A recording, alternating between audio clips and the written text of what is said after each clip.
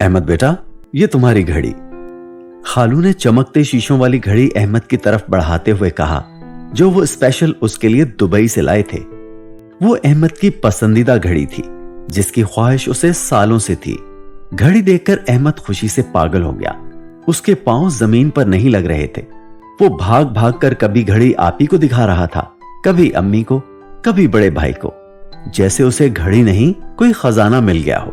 कुछ देर बाद अब्बू काम से थके हारे घर में दाखिल हुए। उनके चेहरे पर परेशानी के वाज़ेह तासुरात थे।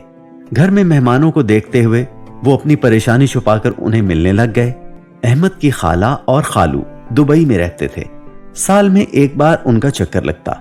वो हर साल सबके लिए उनके मनपसंद गिफ्ट लाते थे। पिछले साल अहमद के लिए मोबाइल लाए थे और अब उसकी पसंदीदा घड़ी। अब्बू पानी पी रहे थे। इतने में अहमद भागता हुआ आया और घड़ी वाला बॉक्स खोलकर अब्बू को दिखाते हुए बोला, अब्बू ये देखें, खालू मेरे लिए कितनी प्यारी घड़ी लाए हैं।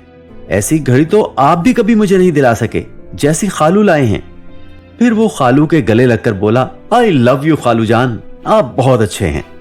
ये देखकर उसके अब्बू को बहुत दुख हुआ और सबके सामने औलाद की एहसान फरामोशी की वजह से उनका दिल टूटा। वो खामोशी से वहां से उठकर अपने कमरे में चले गए। अहमद को यह सब महसूस नहीं हुआ। वो घड़ी लेकर बाहर अपने दोस्तों को दिखाने चला गया। दोपहर के वक्त दरवाजे पर दस्तक हुई।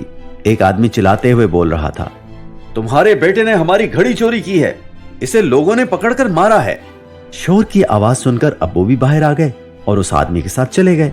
अहमद जख्मी हालत में सड़क पर गिरा पड़ा था।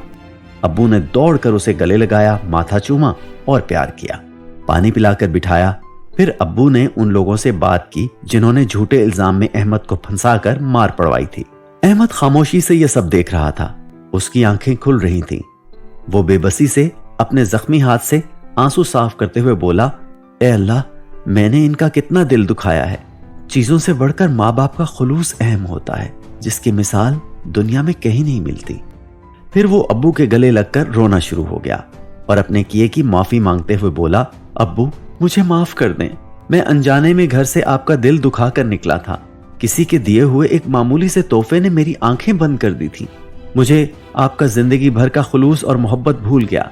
अब्बू ने उसे खुशदिली से माफ कर दिया और उसका माथा चूमकर बोले, तुम मेरी जिंदगी का असासा हो मेरे बेटे। अल्लाह ना करे तुम्हें कभी भी कुछ हो। चीजें तो आती जाती रहती हैं, लेकिन तुम ऐसे चालबाज दोस्तों से दूर रहना।